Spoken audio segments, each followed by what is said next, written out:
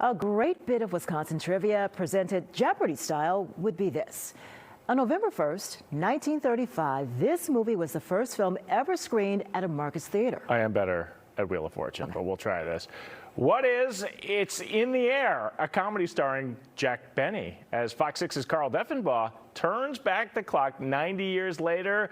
The journey of this now iconic company is itself a tale worthy of Hollywood.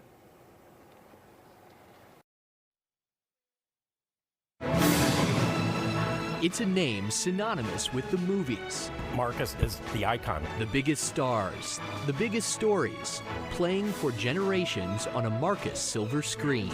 The memories of taking them when they were younger, especially for all the new releases for Disney. Well, as a kid, I just remember going and seeing Rocky IV with my older brother and my dad. For decades, the Marcus Corporation has been at the forefront of art, entertainment, and hospitality in Milwaukee. The first thing we do is we want to wow and dazzle the guests. But this lobby at the aptly named Marcus Majestic is not where the story of that famous family begins. Remember where you came from and don't lose sight of what got you there. For that, we take a trip up the road and back in time. There's a tool in screenwriting, the 3-act structure. It carries through classics from The Wizard of Oz to The Godfather to, yes, Star Wars. Act 1 is where we meet our main characters, Greg Marcus, his father Steve, and a Polish immigrant named Ben. Here's our founder, Mr. Marcus himself. Ben Marcus got his start in the newspaper business, running a delivery route and selling ads to movie theaters. He said, you know, I'd like to be in that business, and that's how it all started. At 24 years old, Ben Marcus bought an abandoned department store in Ripon. He opened the Campus Theater on November 1st, 1935. It's a one-screen theater, traditional seating. This is what it started as. It became so much more.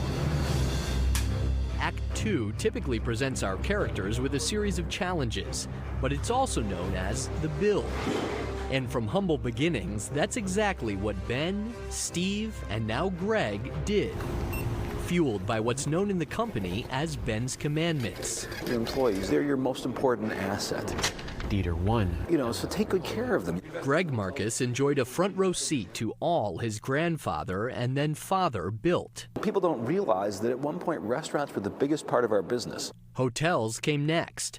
The company bought the Pfister out of bankruptcy in 1962, went public a decade later as the Marcus Corporation, and is now worth hundreds of millions of dollars. Was there buttery topping on the popcorn? Today, Marcus Theaters is the 4th largest chain in the U.S., with almost 80 locations and 1,000 screens across 17 states. And think about this. Hi, I'm Greg Marcus. There's no Mr. AMC or Greg Cinemark welcoming movie lovers to those theaters. What you see on that screen is me. I mean, it is totally me. Even those familiar trailers have an origin story. I want to welcome you to our theater. In 2012, Greg was asked to give a personal appeal for a longtime partner, the United Way. We've also been providing our communities with support, especially through our involvement in United Way. And Star was born. You know, it started with highlighting United Way, but as we started seeing the impact of that, I think Greg thought, this is pretty fun. Well, that's one of the best comedies I ever saw. Now actual Hollywood stars appear in those trailers. He shows a lot of promise. And Greg has become something of a TikTok sensation. I pretty much do what they say, and it tends to work out pretty well. It's great because, like, none of my contemporaries ever see it. Like his grandfather, writing movie ads for the local paper, it's a way to reach your audience. An ability to stay relevant that goes back to more of Ben's commandments. Own your own real estate and keep your balance sheet strong. We wanted to put in kitchens and bars. We didn't have to go to a landlord and have a negotiation. That's also allowed the company to invest in new technology, like Dream Loungers. When we knew it worked, we moved very quickly, and very quickly had, you know, the most stadium seating on a relative basis of any theater chain in the country. It's all meant to keep people going to the movies with an experience you won't find on your couch. You can hear that plane go from the front of the screen and rumble right over your head to the back of the screen. And Ben's Commandments were never more important than when the entertainment world faced its own brutal plot twist. Act 3, the climax of the story. Will our characters succeed?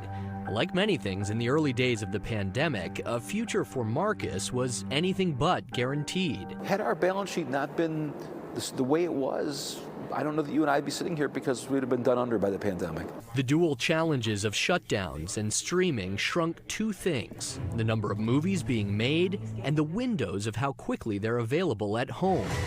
But now there are signs of change. Marcus Theaters had a record Memorial Day weekend. It means people are going to the movies, and not just the big ones, the medium ones, the ones they don't know about, the sinners of the world. Greg still has a standing date night with his wife. Every week, where else? The movies. What's the last great movie I saw? Can I cheat? Can I look at my phone for a second? I gotta see what I see so many. Superman comes to mind, Jurassic World. You know, people getting eaten by dinosaurs, it's fun. You can't be a critic when it's your business to get people in the door. What I know is this, and I've said this during the pandemic, and I believe this to this day, humans really want to be together. They do.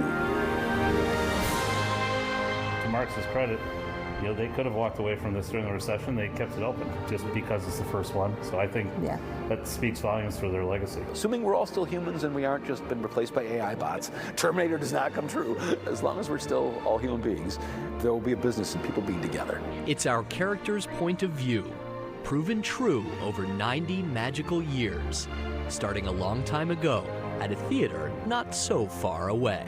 With photojournalists Eric Litzheim and Tim Primo, and editor Dave Michuda, Carl Deffenbaugh, Fox 6 News.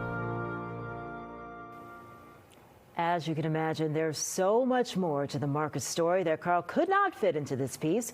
Call it the director's cut. We've put the full interview with Greg Marcus on Fox Local just for you. Greg dishes on everything from his own days in Hollywood as a film school dropout to his ideas for the future of theaters, concerts, comedy shows, live Packer games, plus the company's next succession plan. Is there a fourth generation waiting in the wings, ready to take over?